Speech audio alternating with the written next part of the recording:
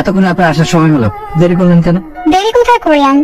আমার শিফট তো এখনই। আপনার শিফট ছিল 2টায়, এখন বাজে 2:20 মিনিট লেট।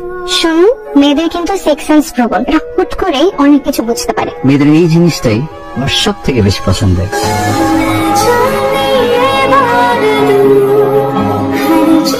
আপনি তো নিজের চোখে সবকিছু দেখেছেন, প্লিজ এমন আর করেন না। আপনার পাগলামিটা যে আমার জন্য খারাপ লাগার কারণ হতে পারে, আপনি এটা বুঝেন। আপনি বোঝেন, ঠিক এটা বোঝেন যে আমি নিজেকে মানাতে পারছি না বলেই পাগলামি গুলো করছি। আমরা কি বন্ধু হতে পারি? বিয়ে ঠিক হওয়ার তো মেয়ের সাথে আপনি বন্ধুত্ব করে কি করবেন? আপনার বিয়ে হয়ে গেছে বলেই বন্ধুত্ব করতে চাচ্ছি। আপনার চোখ ছলছল করছে। এতটা খেয়াল কর, খারাপ লাগার চেষ্টা করছি, ভেতরে একটা খারাপ ফিলিং কাজ করছে, তাই সেটা কোনো করার চেষ্টা করছি। আপনাকে ডিসকাউন্ট দিলে চলবে?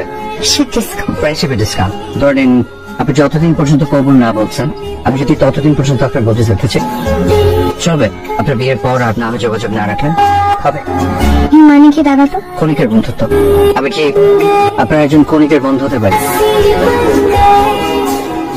এরকম এত সুন্দর একটা নার্স যদি বিয়ে শাদী করে চাকরি ছেড়ে দেয়, তাহলে আমার মতো পেশেন্টের কি অবস্থা হবে? কে তাদের সেবা যত্ন করবে? আমি একাই তো নার্স না, আর কত কত নার্স আছে, তারা পেশেন্টের সেবা যত্ন যা যা দরকার করবে। তো সবাই তো তোমার মতো কিউট না। পেশেন্টের কি দরকার? তুমি জানি না সেদিন আমার কি হয়েছিল, কি যেন একটা মায়া ছিল তোমার এই পুরো চেহারাটি জুড়ে। মীরা, তোমাকে আমার চাই। বিয়ে হতে যাওয়া একটা মেয়েকে জেনে শুনে প্রপোজ করাটা কি অবান্তর না? জানি না, শুধু জানি যে আমি তোমাকে ভালোবাসি। খুব সময় এসেছেন। এটা আমার বিয়ের কার্ড, আপনি যদি না আসেন তাহলে আমি খুশি হব।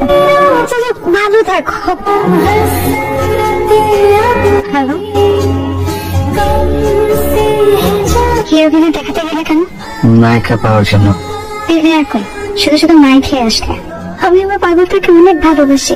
আমি তোমাকে ভীষণ ভালোবাসি।